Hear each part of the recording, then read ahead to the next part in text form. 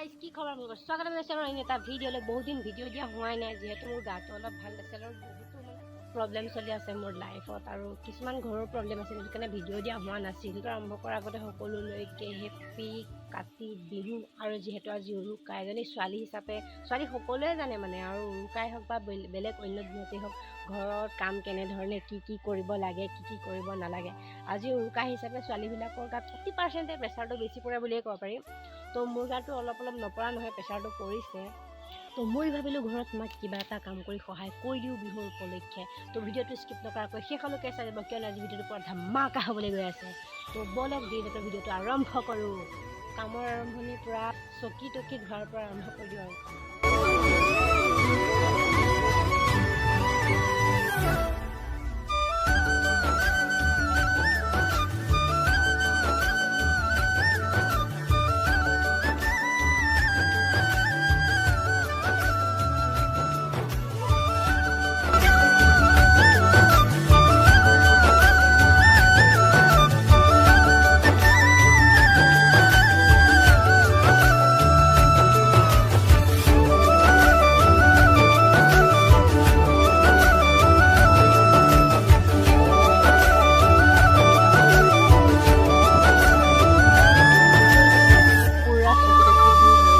চবফালে বেছি ৰ'দত দিলে যিহেতু কালাৰ গুচি যায় প্লাষ্টিকৰ বস্তু সেইটো কাৰণে ৰ'দত দিয়া নাই ছাঁতে দিছোঁ শুকাবলৈ পানীটো এইফালে পূৰা মাটি গুলি থৈ দিছোঁ ঘৰ মুচিবৰ কাৰণে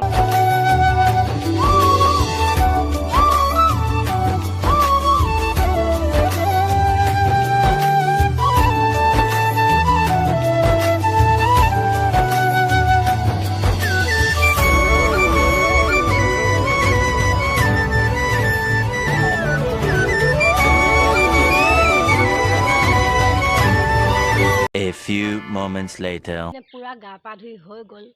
কি মুচিলোঁ আপোনালোকক দেখাই আছোঁ প্লাছ উৰুকাত কৰিবলগীয়া গোটেই কামখিনিয়ে কৰি হ'ল লাষ্ট এটা কাম আছে সেই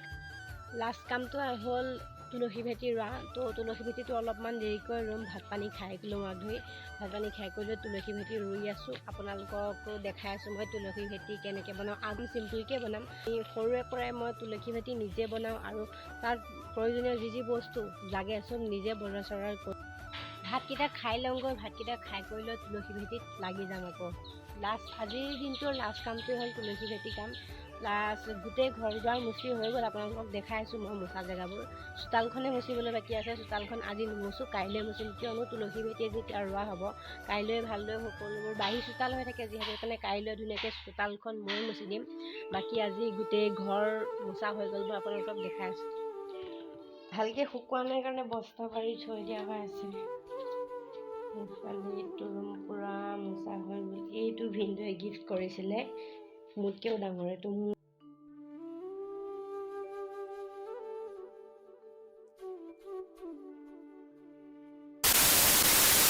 তো পূৰা ভাত পানী খাই হৈ গ'ল ভাত পানী খাই হৈ যোৱাৰ পিছত হাতত ধুনীয়াকৈ কোৰখন লৈ লৈছোঁ কোৰখন লৈ পেলাই এতিয়া তুলসী পুলি যিহেতু ৰুব লাগিব গতিকে তুলসী পুলিৰ সন্ধানত ঘূৰি ফুৰিছোঁ আৰু বেছি ঘূৰিব লগা নহ'ল ঘৰটো এইটো স্কুলৰ ফিল্ডতে তুলসী পুলি পাই গ'লোঁ তো তুলসী পুলিটো এতিয়া খান্দি ধুনীয়াকৈ উঘলিলোঁ উঘলি লৈ পেলাই ধুনীয়াকৈ ৰুই আছোঁ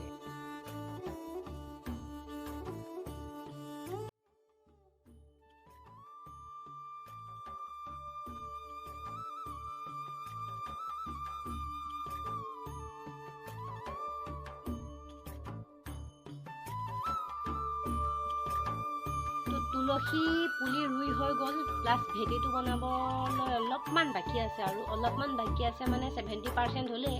বাকী 30% আছে 30%টো কাইলৈ কমপ্লিট হৈ যাব আজি সেইটো কাম কৰিব নোৱাৰিম কিয়নো সেইটো কাম কৰিবলৈ অলপমান সময়ৰ প্ৰয়োজন হয় আৰু এতিয়া সন্ধিয়াই হৈ আহিছে আৰু তো ইমানেই আছিল আজিৰ ভিডিঅ'টো বিহু উপলক্ষে মই ইমানেই কাম কৰিলোঁ বুলিয়ে ক'ব পাৰি আৰু গোটেই ঘৰ দুৱাৰ সাৰৰ পৰা ধৰি ওপৰ জাল পৰা ধৰি পূৰা ছাগলী বান্ধা জেগালৈকে মই মুচিছোঁ প্লাছ